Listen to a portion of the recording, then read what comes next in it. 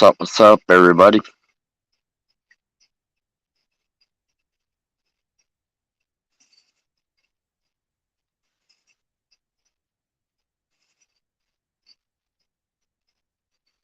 Let's see if I can do this without messing it up on the first try.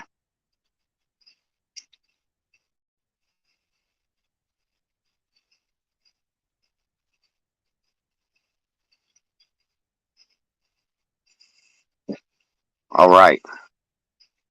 Woody, whenever you get in here, bro, hit that link and hop on up. What's up, breadwinner? Good to see you, man. About to do a little interview with Woody. Find out what costed him over 20 years of his life in the prison system. He should be jumping up here any minute. Said 9 o'clock. Sarah, thanks for stopping by. Appreciate you. Appreciate you. I hope everybody's having a good night tonight. Salute, Jimmy. Appreciate you stopping by. Now, because I'm not too good with the whole StreamYard thing, I didn't schedule this or nothing. But we'll see who all stops in here. And I'll post it afterwards and see what happens. Oh, it's your Friday, huh? You're working one of those shifts. So does that mean you got the next 2 days off? Jennifer, what's up? I see you. Mark, what's up? I appreciate you stopping by. We're going to get Woody in here in a minute, and he's going to tell us his story and why he went to prison for over 20 years. Ought to be a pretty good interview. I've been looking forward to this one. It's pretty interesting whenever you come across somebody who spent that much time in the prison system. Well, good, Sarah. At least you got the next 2 days off then. You know, it's Monday, back to work for me. And I work Saturday too, so it's crazy. One off day. But you gotta do what you gotta do sometimes. For me, it's worth it. The overtime's where I make my money.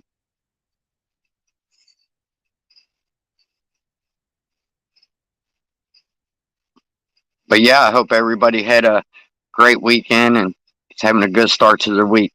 I really do. And I really do appreciate everybody stopping by. All right, let's see what we got going on here.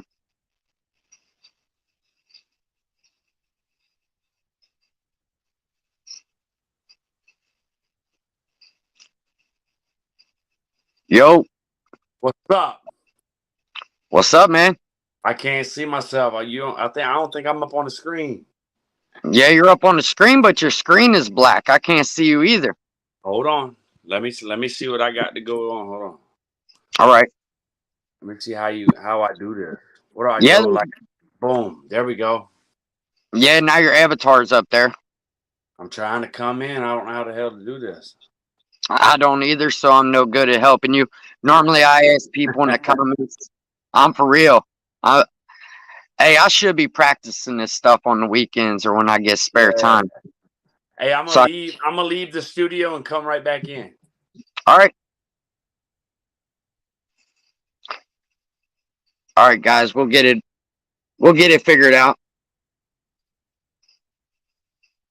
He spent over 20 years in prison, so I wouldn't expect him to be too up on technology. And for me, I'm just learning as I go. That's all I do is learn as I go. I didn't even see if anybody else was live, but I had to do this when I had time, so it's one of them things.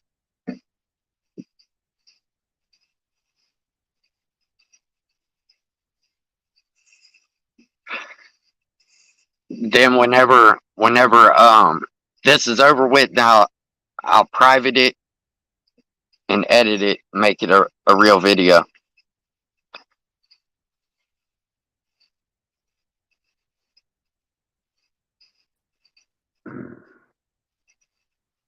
Hello. Yeah. Hey, Sarah, can you see him up on the screen? Can you let me know? Can somebody let me know if you can see him up on the panel here? Yeah, I know he's got a lot of good shorts. I don't know why his camera's not working. It's kind of weird. I'm sure it's something easy to figure out. It'd just take a minute. We'll get there. He's actually doing really good on YouTube. He's got as many subscribers as I got. He's only been on YouTube probably half the time that I've been on YouTube. So he's really doing good. I'm telling you guys, we'll get this figured out, but stick around. You don't want to miss this. He's got a really interesting story. So I really hope we get the kinks worked out and get this up and going.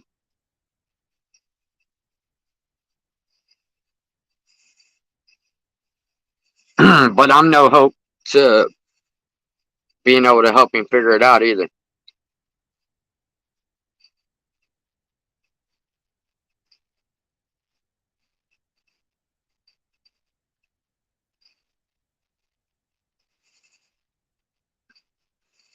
Mark, it's good to see you, man. Appreciate you stopping by.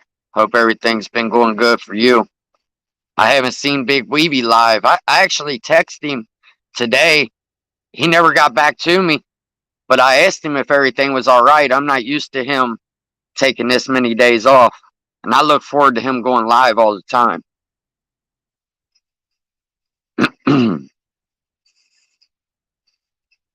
Yo. All right, man.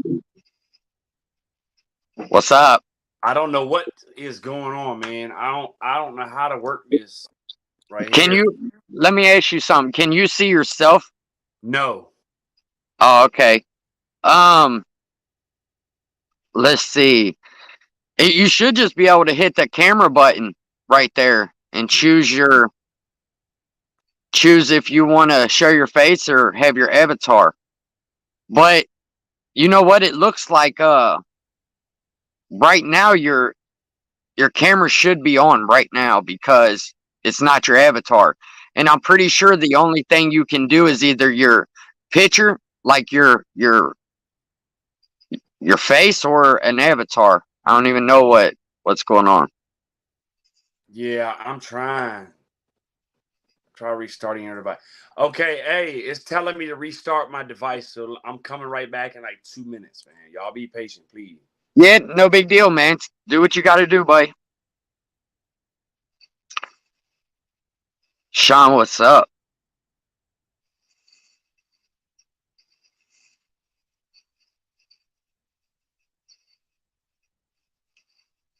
Yeah.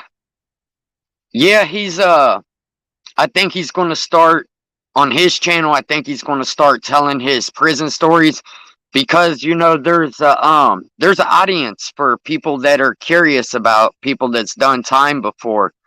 So, I think it would be good for him to tell his story about prison and hopefully help somebody out that could be going down that wrong road or whatever.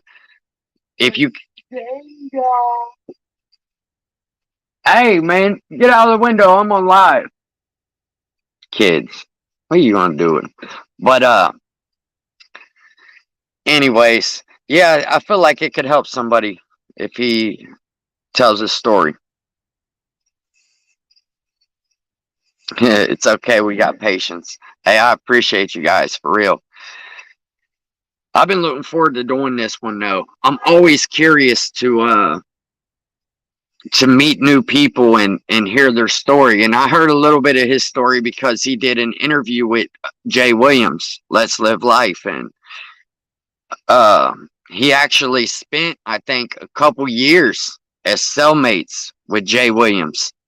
If you guys know who that is, so that's how I came across him in Real Recognize Real, and we just linked like that.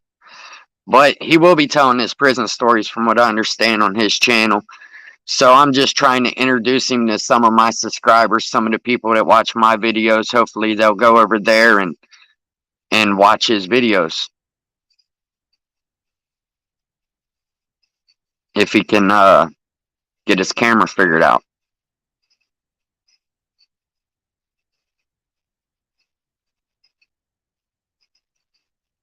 But when it comes to this technology, who knows?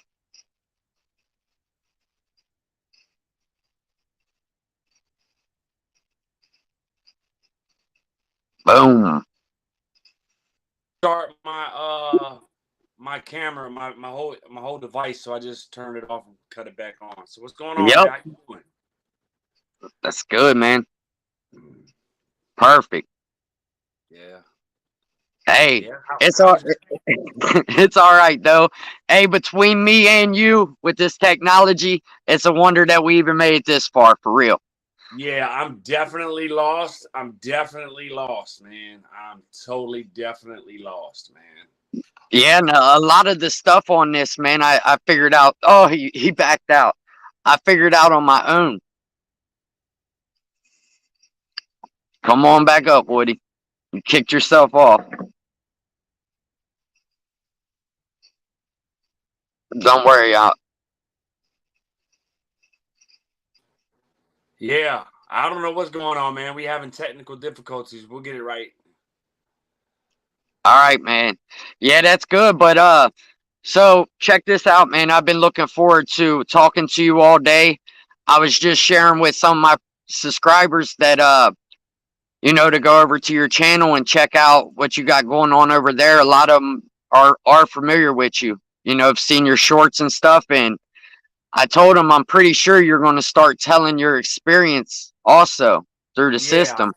I've already started, you know what I'm saying? I've already came up with some different things that I've been through and what I've witnessed. Yeah, but I'm gonna be dropping a lot more content coming very soon. But That's cool, man. I thank you for inviting me up here, man. I look forward to, us chatting it up and laying some stuff on the table, man. Yeah, well, let's just go ahead and start this off with where are you from and how was your upbringing? Well, I'm from Virginia.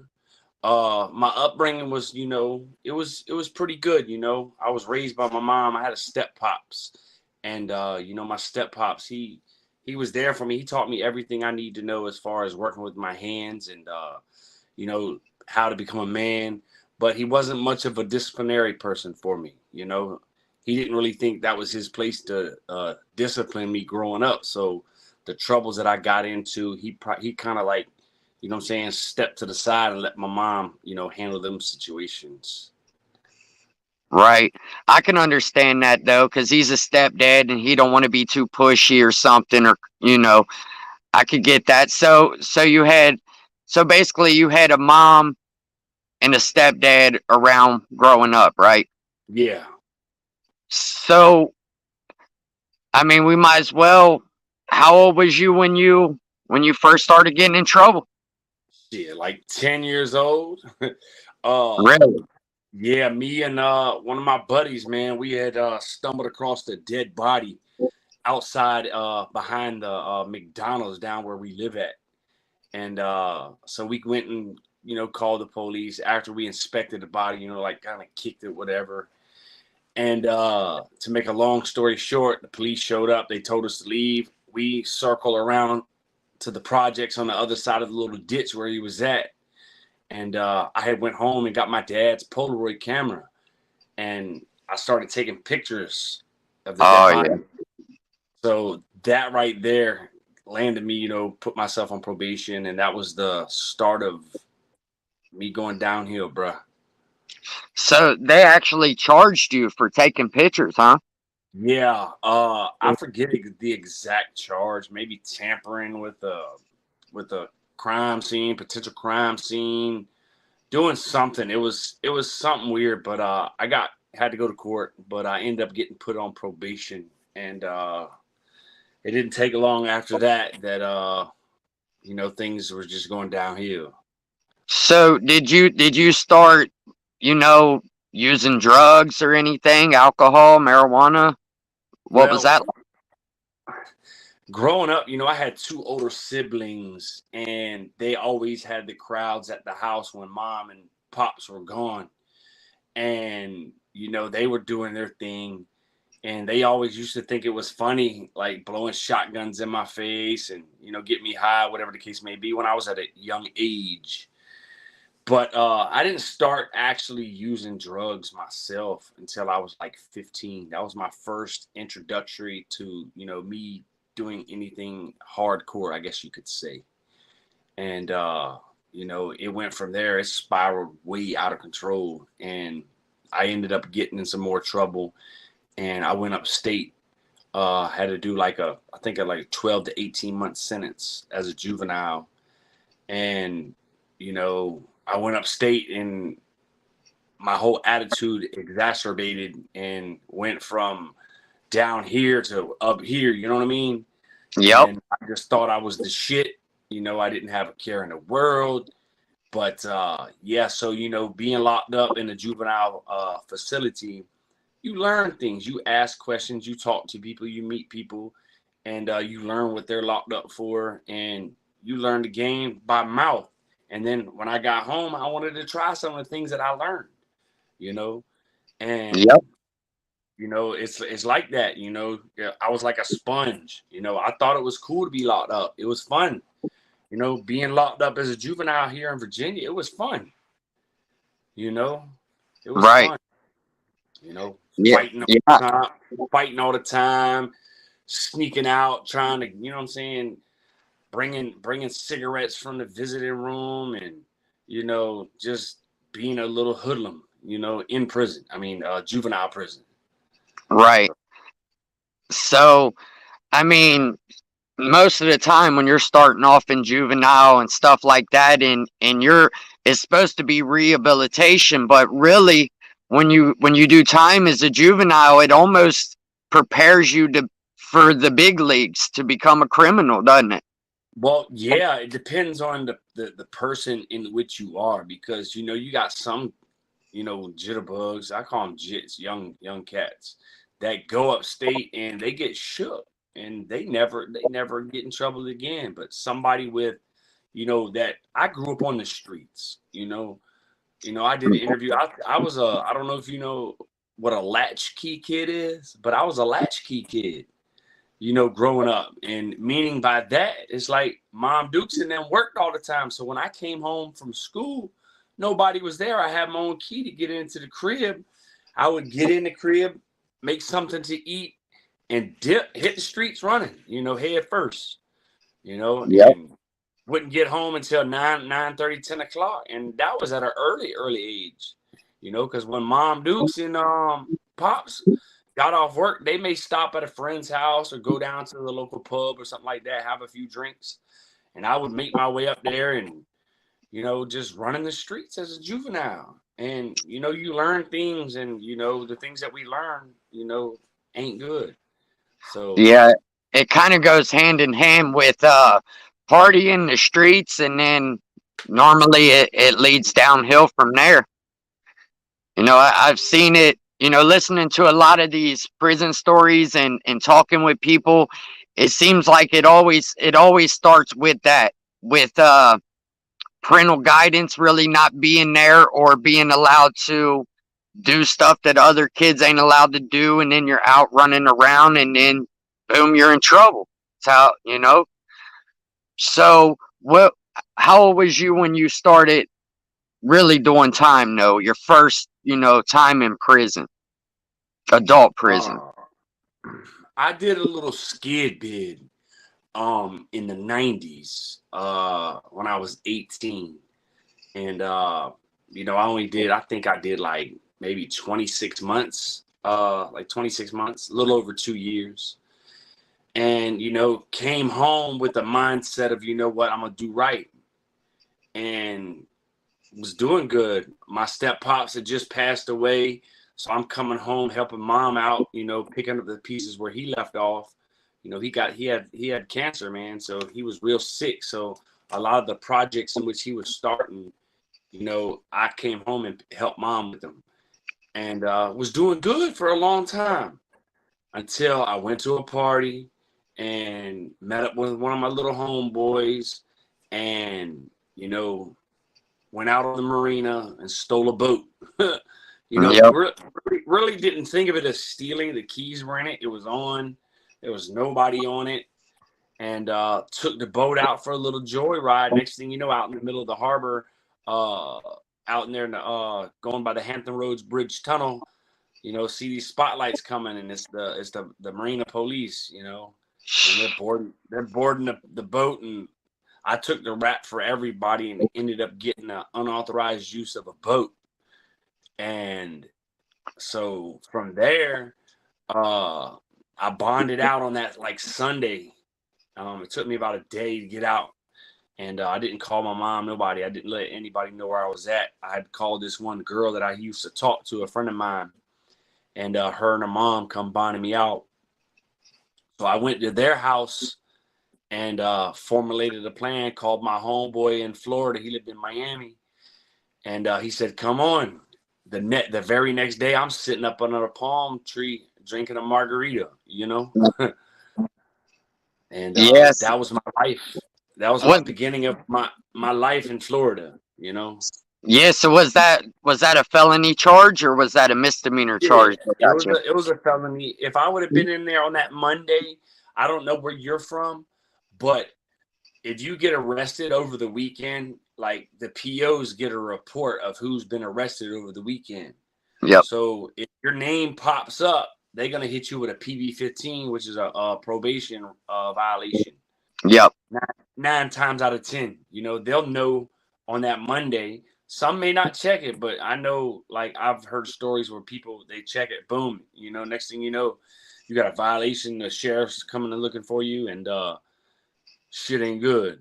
Yeah, you're not supposed to have any police contact at all, and your PO has access to look at all of that.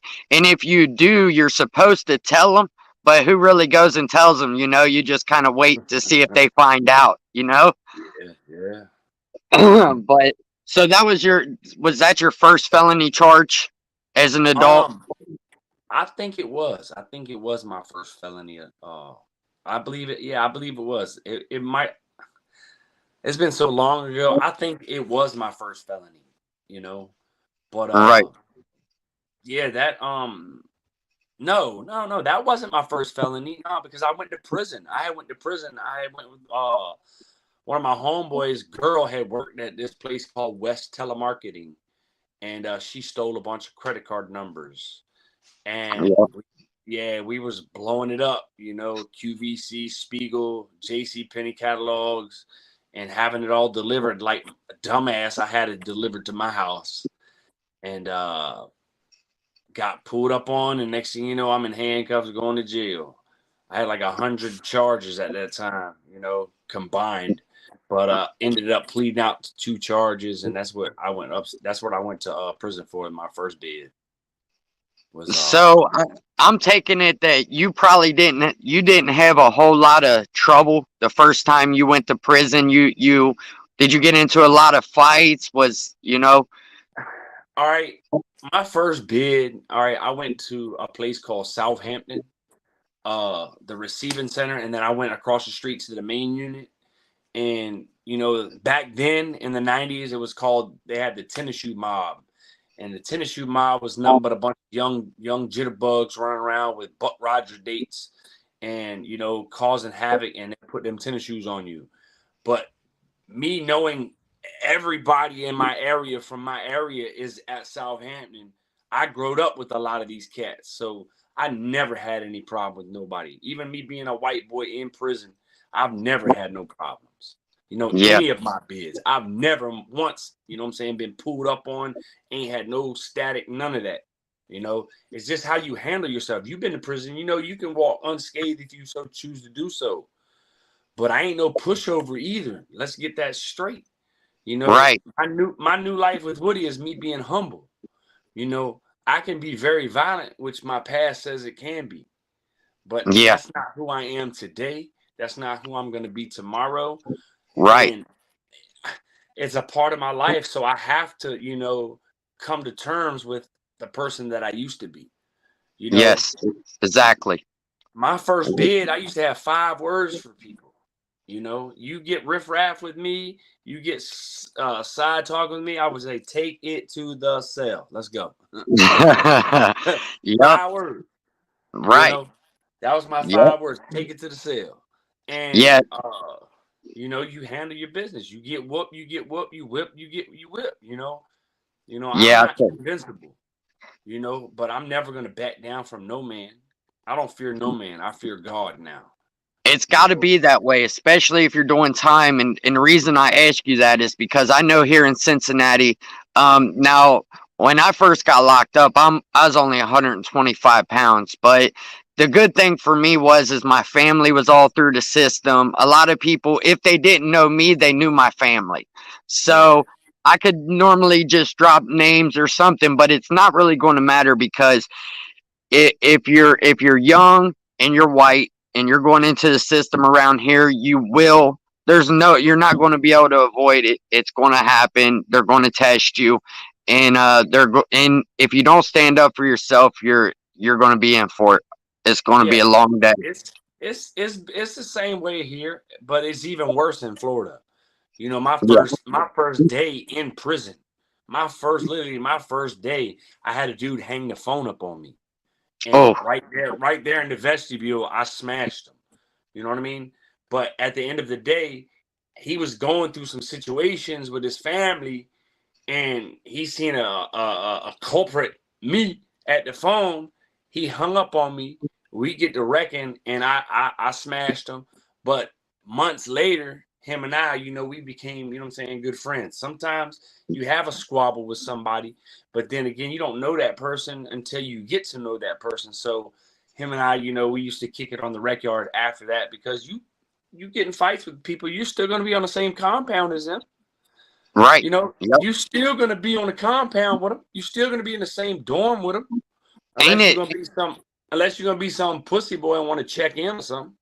That it is. It's a weird feeling when you sit there and you fight somebody and then you still got to live around them the whole time. It is a weird feeling, man. Like, It's you know, definitely a weird feeling, man. It's and you got definitely to a weird tell them, feeling. like, once it's over, it's over. There is no sneaking me. There is none of that. If we're going to do that, we need to just finish it now, because once we walk out of this cell, that's it. It's over. You know what I mean? So Like, yeah. So, but it is weird because I don't know about there, but here a lot of the COs, even if they probably won't even move you out of the pod, to be honest with you, and they're not going to respect you for telling either. Like some of the COs are just like the inmates, man. They're not. They're there for your safety, is what they say, but they're not. You know what I mean? And listen, I already know. I already know. yeah, I know you do, because I mean we're about to get into it, but you wind up you wind up getting in some real trouble and spending a big chunk of your life in prison. And Yeah. you want to go ahead and tell us about that? How did that happen? Well, when I went to Florida on the run, I had a homeboy that stayed down there with his wife, and they took me in. And I couldn't work a legal job at the time because I was a wanted man. So I piddle paddled, went on the street, find out some of his connections, would buy me like an ounce of weed, and I would like bag that up in like little dime bags and sell it to the tourists all day long, you know, and you know, stacking money up, trying to make my way. And the whole time I'm down there, my mom's is looking out for me. She'll Western Union me some money if I need it, whatever the case may be. But on Friday and Saturday nights, I would go to my homeboy's job. He worked right on there on Ocean Drive. I'd go to his job, and he was a waiter, and his wife was a waitress. So I would go and I would bust his tables for him because he had to bust his own tables. And like they would break me off, and then like other waitresses and waiters seeing I was doing, they'd be like, "Hey, you want to help me out too?" Blah blah, and I'd leave with like sometimes $300-400 cash money, you know, on working on a Friday night and just tips, you Hell know, yeah. and that the Avalon and the Majestic, the restaurant, that's like 5-star restaurant type, and Yep. I've seen a lot of celebrities come through there, but that's neither here nor there. But Yeah, I'm down there. I'm doing my thing. I'm staying out the limelight, pretty much. Staying low key, pretty much all day, and doing my thing at night. Going out, hanging out with my homeboy. We doing it up, man. And so I used his social security card and his birth certificate, and I went to DMV shaking in my boots, bro. And I went there and I got an ID in his name. This was pre Right. 9/11, you know, and I slid through and got an ID with my picture on it in his name, you know, with the sole purpose of getting a legal job. Nothing else. I wasn't doing anything stupid other than like selling a little bit of dime bags of weed. But when I was out and about, I never carried the ID with me. I didn't want to get caught with it. You know what I'm saying? Vice versa with him with me, whatever.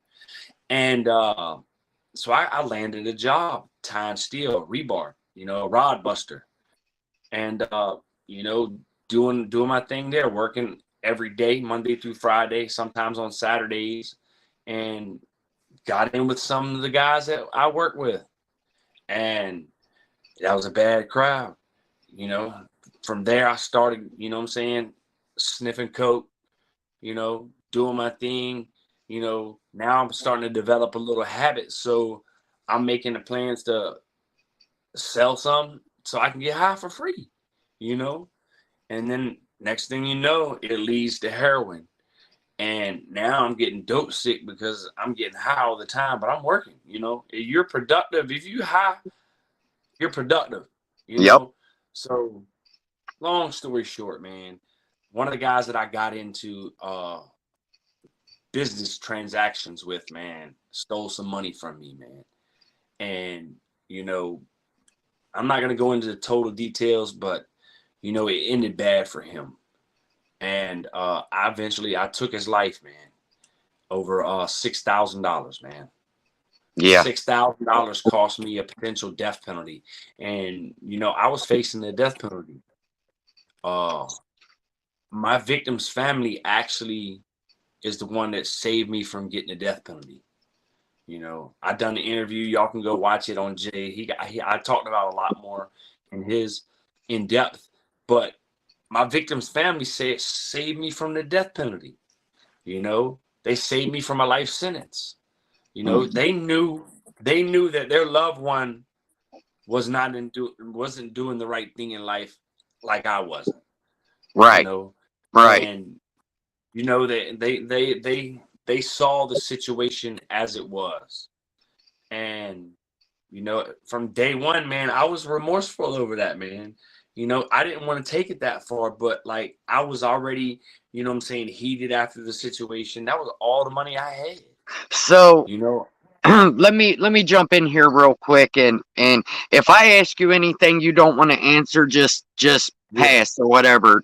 I don't want to get too personal, but um so when it happened and he wind up taking the money and whatever happened, did you get caught that same night, the same day? No. Did you go on the run? Well, yeah, for a little while, yeah. Yeah. And Mhm. and you obviously knew that he was dead, correct?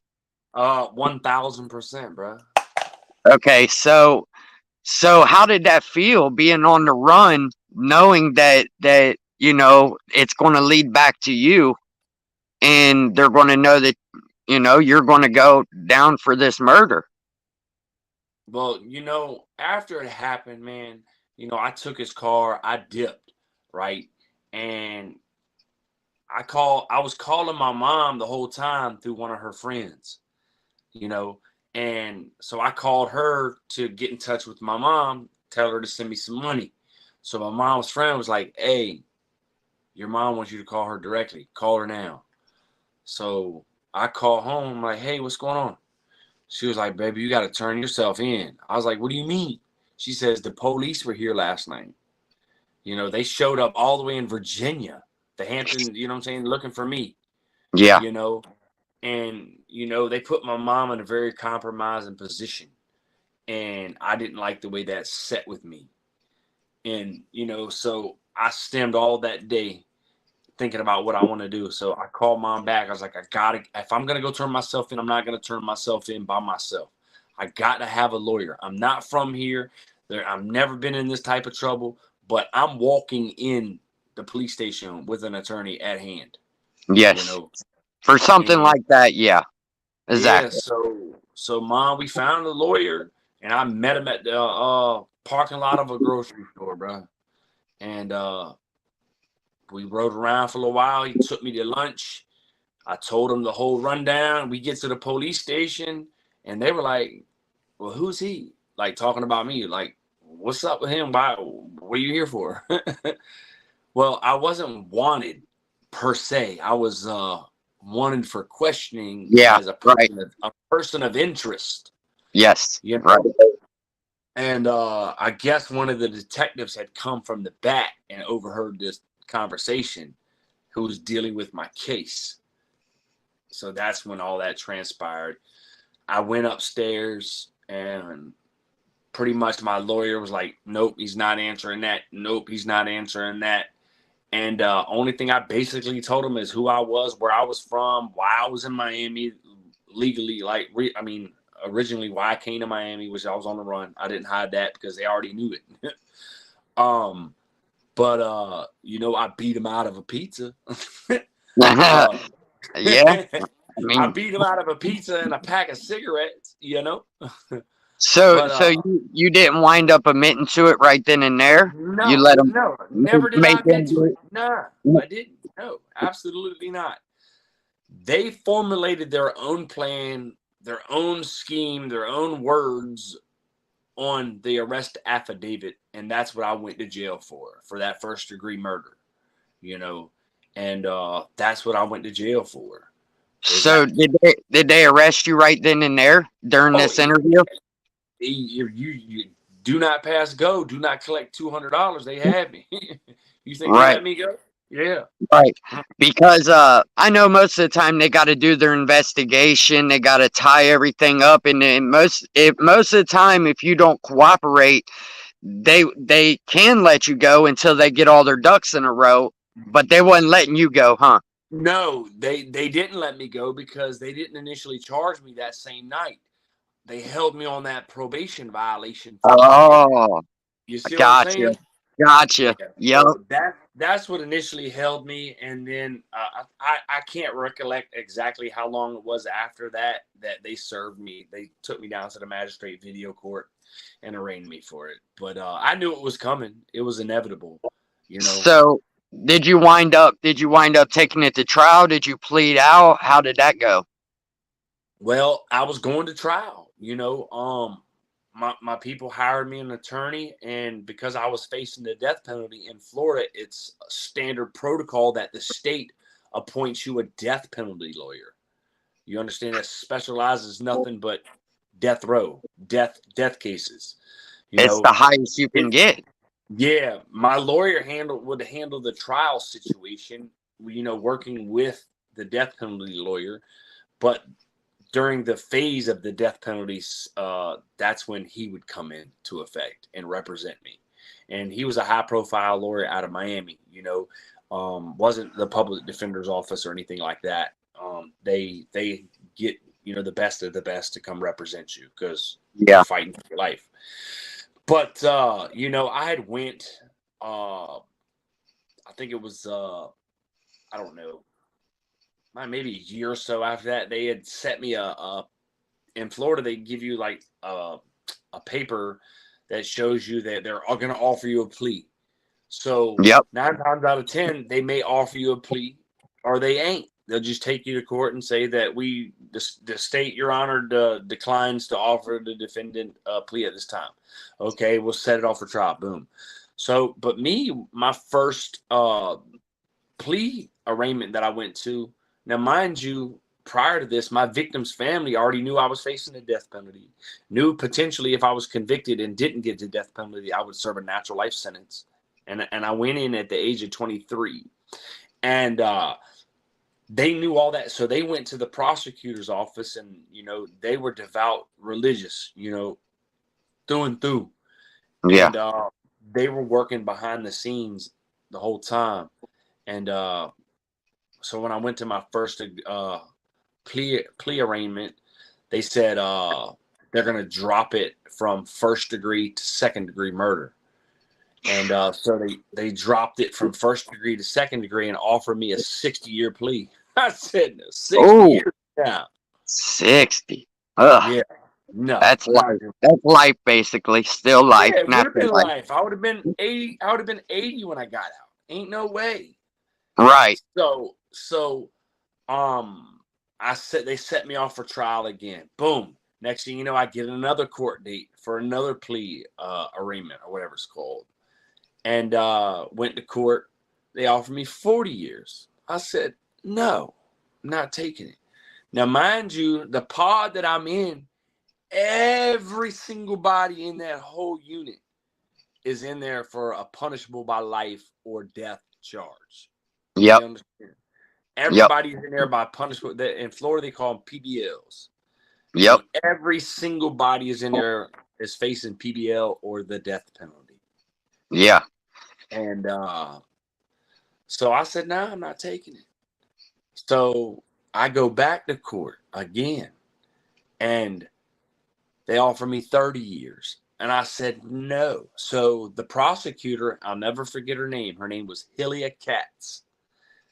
She goes to my lawyer and says, well, ask him what he will take. So I told him, I said, I'll take 20 years.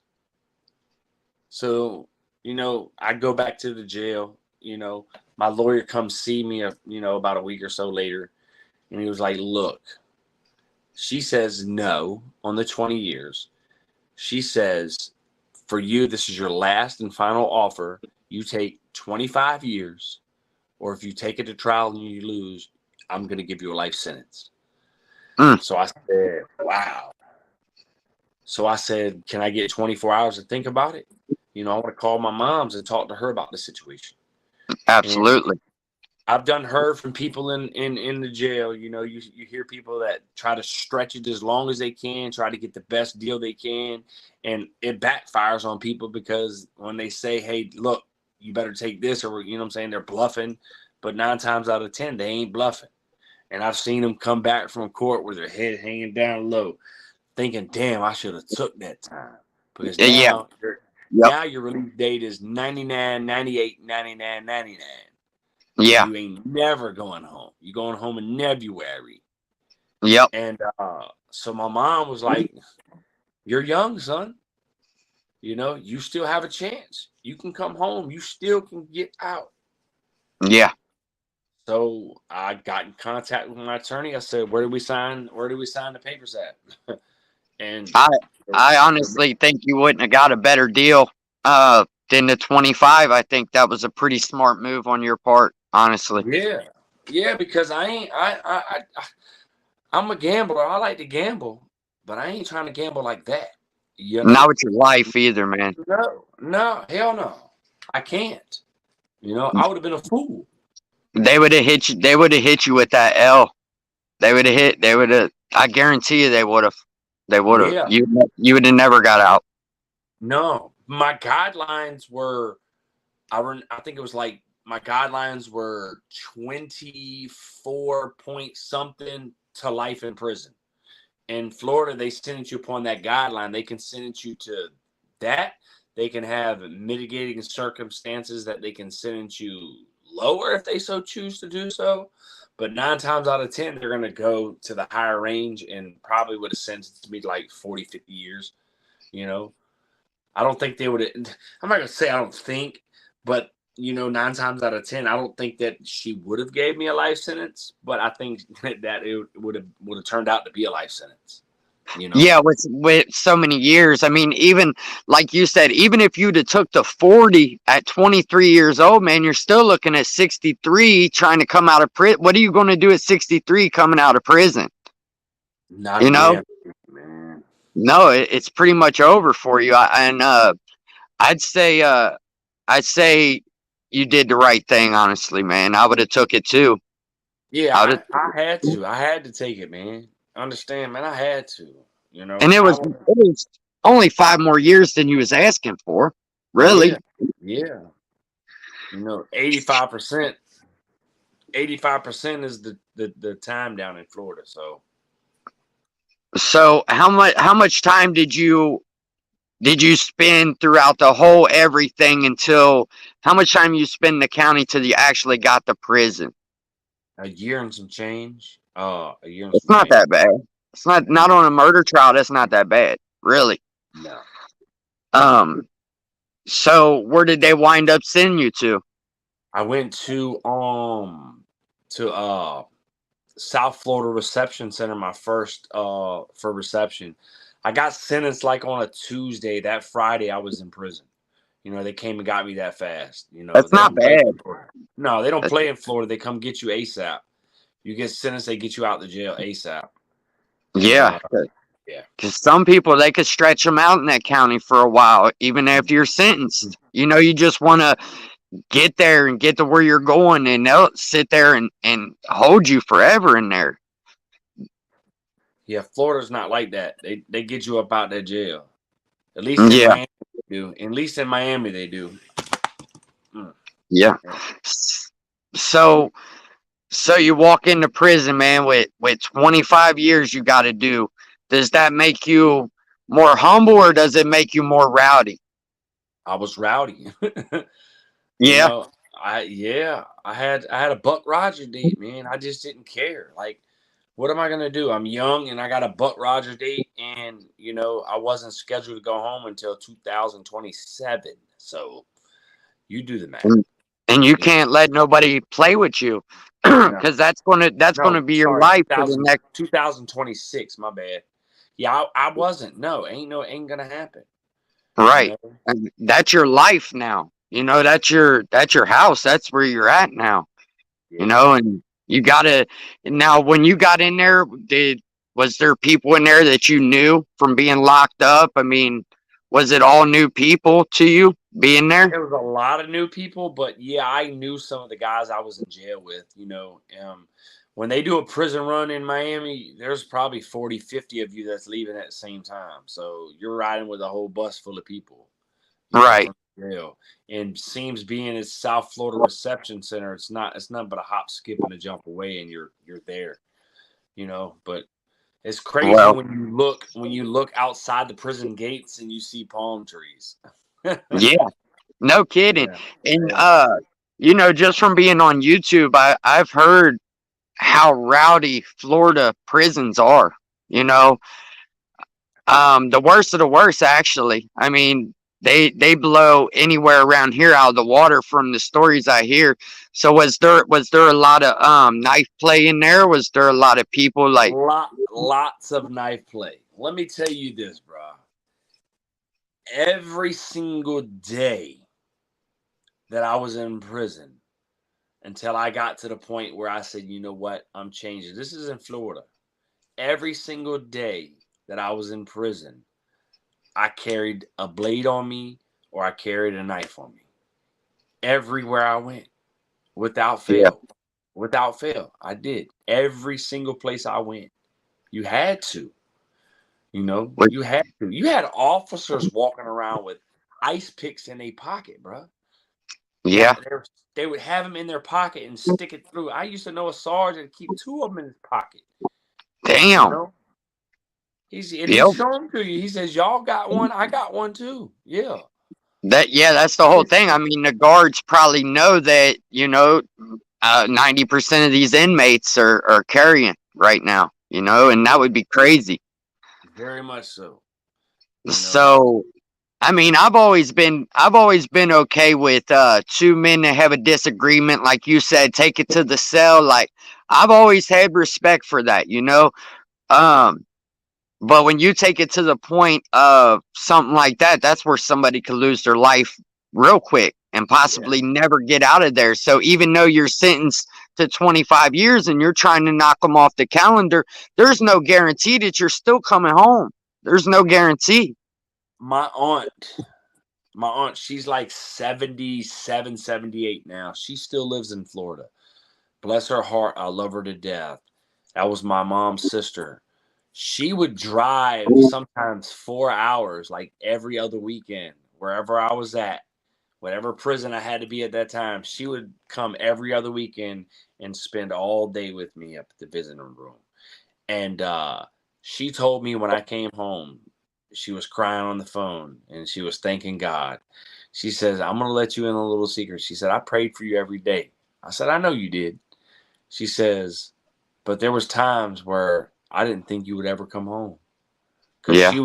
she would come to the prison to visit me, and I'd be in the box, fighting Right. and getting in trouble, stupid stuff, Right. I've gotten caught with knives. You go to the hole for 60 and lose 180 days. Good time every time you get caught. And potentially, when I first came in the system, you didn't go to CM. CM is close management. You get caught with a knife, you're gonna get out the box. Right. Now if you get caught with a knife, you're going to CM close management, one of them CM camps, and that's treacherous. CM, it's worse of the worst. Yeah. And what about like cell phones and stuff? Was there a lot of that stuff in there? Yeah, absolutely. Every spread I was at, I had a jack. Every single one. You know, I Yeah. had every single one, man. Especially like for an example, I'll give you an example, man. I called home one day, talked to Mom Dukes. She was like, listen, do you like, because in Florida you ain't got no job, you're not getting paid down there unless you're a commissary worker, staff canteen, staff kitchen, or one of the industry jobs, and it's so hard to get in one of them jobs. She was like, listen, baby, do you want me to send you money every other week still? I said, yeah, why, what's going on? Or she said, or you want to make phone calls and call me? I'm like, well, what you talking about, Mom? She's like, I got my phone bill today. And Yeah. she says, you know how much one phone call is? I said, nah. She said, $26.80. Ooh, man.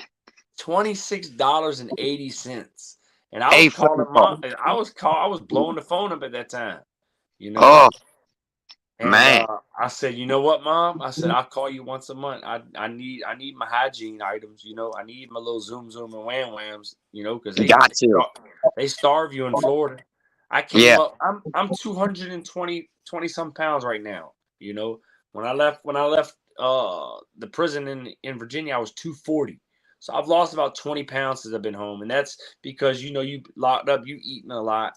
You come home, you're not eating as much, you're not going and eating at a steady pace, you're missing breakfast, so you're gonna lose weight. Everybody that come home, they lose weight. And when I came from Florida prison system to Virginia, I was 170 pounds. Really?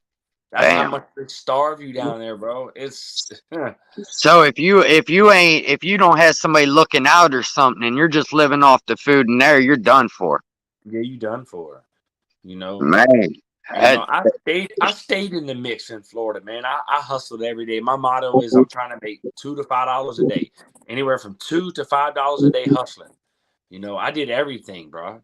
I even sewed pants up. I would make cards, draw cards, and then I learned out from my homeboy Bling Bling how to run a parlay. And that's how I survived down there doing parlay tickets.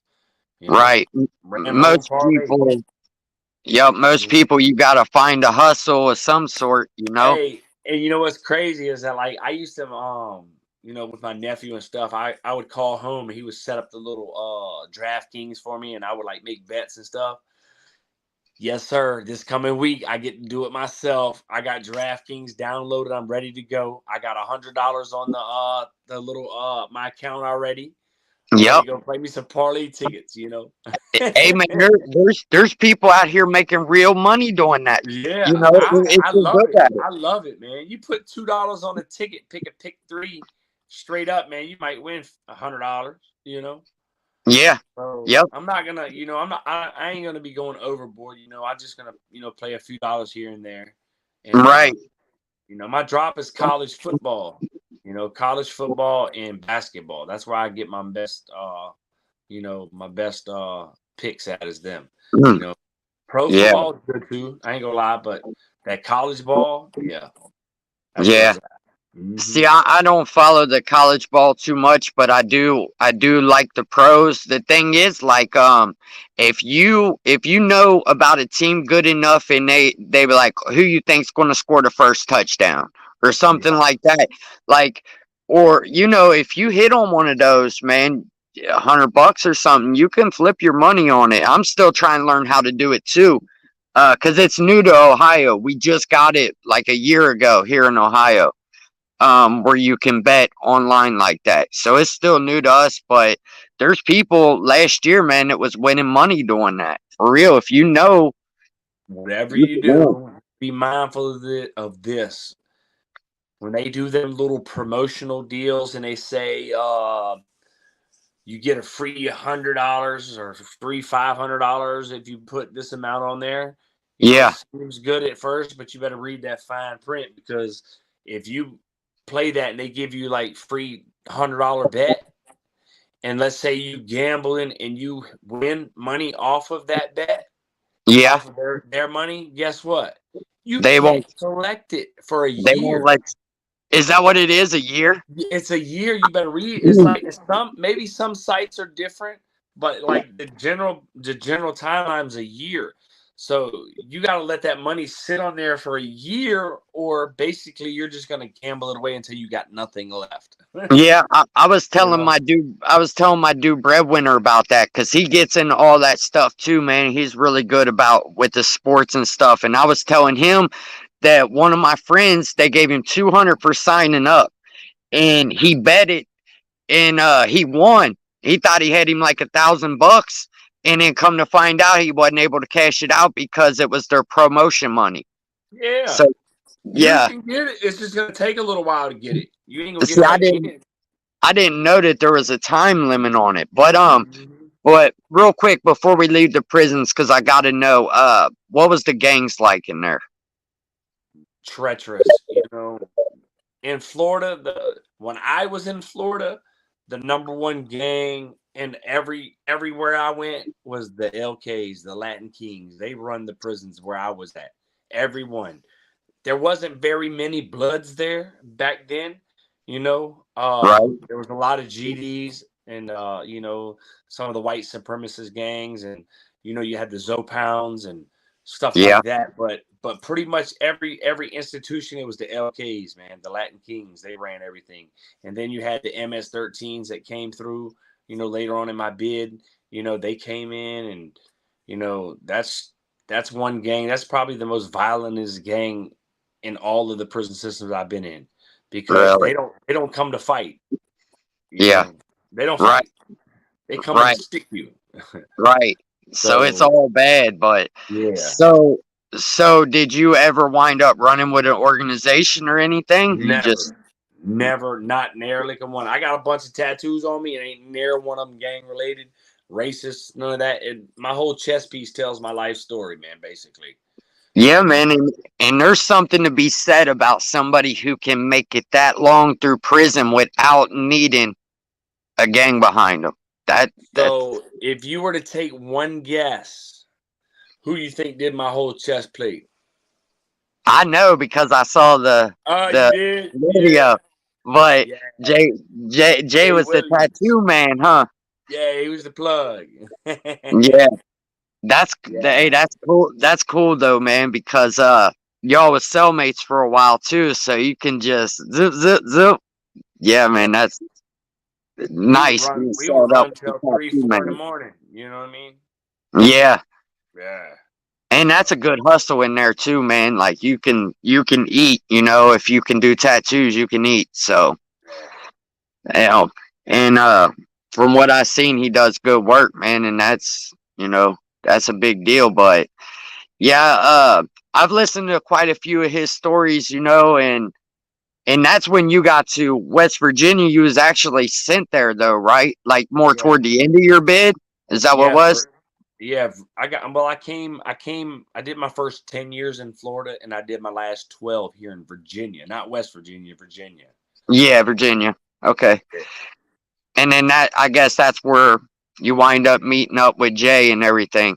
So what would you say if you was to compare the two, Virginia or Florida? Where would you have rather have been? No. if it wasn't for your family and try and get closer, which one of them had more, Hands down, Virginia. It's a better. really? It's a better ran prison system. Florida's like backwoods country type, behind times. Like that's the way their system is. Everything is behind time. And no air conditionings down there. There wasn't when I was there. You maybe had a couple of the new annexes that had some geothermal systems, but there was no ACs down there. It was just rough going. It was like literally the chain gang. That's what they called it, Florida chain gang. Yeah, And I've heard stories about it, and that's what yeah, everybody says. Everybody says it's like big country folk, just like behind the times and bro, if crazy. you go to one of them institutions like up in the Panhandle, you might have the mama, the daddy, the brother, the auntie, the sister, the cousin, the granddad. You got all these folks all related working at the prison system. Yep, So you might get into a riff with this person. Well, the next shift is still their relatives. They're gonna pick it up where you left off at. So you're gonna right. have a bad. Yeah, it's bad. It's really bad. I like Virginia because not just because I'm from here. I'm from this area. Is because it's more structured. It's dangerous. Don't get it twisted. Like it's dangerous, but it's more equipped for change. Aspect is like you want to change, you want to do programs. It's available. The mindset of the convicts is a lot different. It's just a lot different. And Right. it was me being home. It was like I was a sigh of relief. I came on December the 10th of 2010. I got back up here, and on that Christmas, I hadn't seen snow in many years. That Christmas of December of 2010, it snowed, and I was on the rec yard doing angels in the snow, bro. Damn. Yeah, That that's crazy. Yeah, Florida don't really see no snow like that, huh? yeah. Say it again. You broke up. What? I said in Florida it's probably just hot constantly and just It's definitely like it's hot. It could be raining on your side of the compound and the other side is not. Or it could have a torrential downpour, lightning, thunder, the whole 9 yards, and in 10 minutes the sun is shining. you know, yeah, it, it's gonna rain every day in Florida. Somewhere it's gonna rain every day, you know. But right. yeah, it's hard going down there, man. It's like especially if you're not from that area, if you're not from Florida, it's just rough going. And Yeah, the caliber of inmates down there, and I'll say it, there's a lot of savages down there. yeah, Lots of savages in Florida. yeah. Some of them are good dudes, but they just savages. Yeah, And I've heard crazy stuff. Honestly, when I first started hearing stories about Florida, I'm like, it can't be that bad like that. But then you hear the next guy, then the next guy, then the next guy, and all the stories line up, and you're like, man, that's just it's crazy. It's crazy to think that you gotta live like that. You know what I mean? yeah, But listen, you're getting your ass up out to bed every day at 6:30 in the morning, and you're making your bed. You're right, getting out. You're not laying in your bed sleeping. You ain't gonna be sleeping near a lick a day, and yeah, you're not gonna sit around in the dorm all day. At 8 o'clock work call, your ass is either if you ain't got a job, you're gonna go in the rec yard, mandatory, or you're gonna fucking go to work. You're gonna go push a Flintstone. You're gonna go to the industry. You're gonna go to maintenance. You'll go in the kitchen. You're going to work. And right, the incentive that you have to work, some days you might not work, but the incentive of working in Florida is that's how you earn your good time off your sentence. You know, you yeah. have to have it. You have to have a job. You know, But it's so like you said, it's hard to get any of the good jobs though, because everybody wants those jobs. Yeah. So it's hard. It's hard to get in there to get them. But so you're out now, man. How much time did you spend in there? Did you got a little over 22 years in, Yeah. right? I did a total of 22 years and almost 3 months. Yeah. Yeah, man. A few days shy. Yeah. So I know it had to feel good or maybe even unreal when they let you out, man. It was crazy, man, because that morning I was going home. I sleep with a CPAP machine. I got sleep apnea. I don't snore. I just stop breathing. When I sleep, Yeah, and I was so anxious to get home. I left my CPAP machine in the Sally Port. I didn't. I really? had to go. I had to go the next day and drive 40 miles across the water to get my damn machine. I needed that. Yeah, And it was amazing leaving out there. It was like I'm hesitant to walk out the gate. And I'm like looking at the officer. I'm like, damn, is this true? He's like, yeah, it's true. Let's go. And they release you from the back of the prison and drive you around the service road. And my yeah, nephew picked me up that day, man. And it was just one of them moments, man. He was 8 years old when I came to prison, and he was 30 yeah.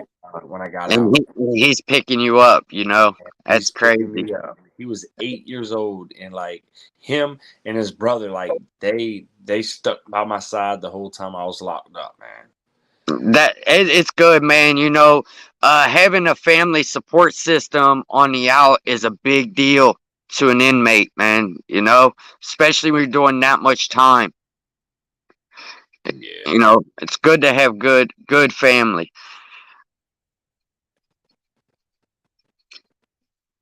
Is my Can you hear me good? yeah. Hey, if anybody's in the comments, can you comment?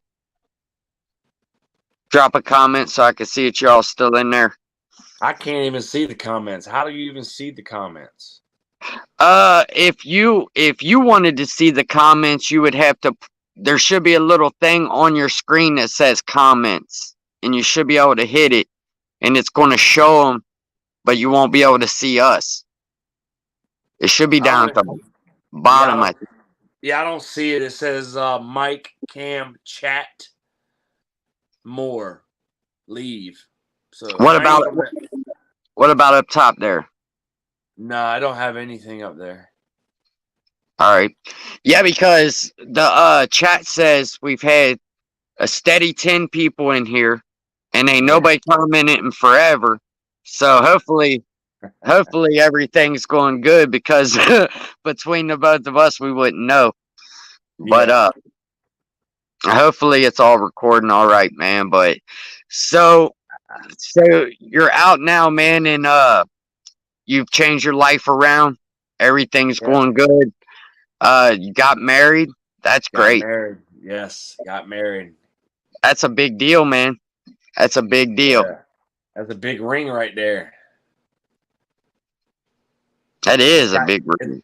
it's got 8 diamonds in it, man. It's almost 2 carats worth of diamonds in there, man. My wife bought that for me, man. That's You nice, know, man. yeah, she did her thing, man. The eight diamond, symbolizes the number eight. It's ongoing, never to stop. The infinity. The Yup. infinity. Yep. So Yup. that's the significance of this ring, man, and I love her to death, man. Yeah. Yeah, she's at work right now. She's at work. She works second shift, so she don't get off till 2. Yeah, man. But it makes a big difference, when you get out. You had your mom's house waiting on you. Mm-hmm. It's like you hit the ground running. You know what I mean? You got something to keep you occupied. You got a good girl standing by your side, and Mm-hmm. now the only thing left, man, is to enjoy the rest of what you got. I'm trying, bro. I'm trying, man. I You I know. seen you I seen you cooking with her and stuff. She's got you cooking and everything, man. That's Yeah. cool, though. Yeah, That's she cool. definitely does her thing on the cooking aspect, man. And I try every ounce of food. I eat everything she makes. You know, she likes that I eat all her food. You know, so I'm not gonna turn it down. If she make it, and I'm gonna eat it. Right. Yeah. Definitely. Hey, ain't nothing better than having a woman that likes cooking. That's for Oh, sure. she loves to cook, and you know that's a good thing. Uh-oh. What happened? Your camera went out? Oh, there you No, are. my wife was calling me, and I just hung up on her. So we're gonna have to cut this short because Yeah, she's I was just calling me. getting ready to say, tell everybody your channel, man, and where they could find you. Yeah, that's cool, man. Look, New Life with Woody on YouTube, man. Hit me up. New Life with Woody. If y'all need to talk about something, y'all can hit me up at newlifewithwoody@gmail.com. I'm down to talk about anything. If y'all need some help with anything, please, let me know. I'm here for y'all to help y'all. Anything y'all need insight on, I'm down. I appreciate you bringing me up here, Sticks, man. I look forward to doing the role reversal here in a few days. Yep. Uh, and we'll definitely, go from there, my dude. I appreciate that. Yep. I appreciate you coming up here, man. And I'll check out this video, see what we got going on, man. And I'll have it on my channel here soon. Send me the link, man. Send me the link. I will. Yeah, send All me right, the man. link, and I'll copy it and I'll put it on. Send it to me on text, and I'll copy it and put it on my. All right, bro. I got you. Much love, man. Much love, See you, homie. bro. All right, peace. Yep. See ya.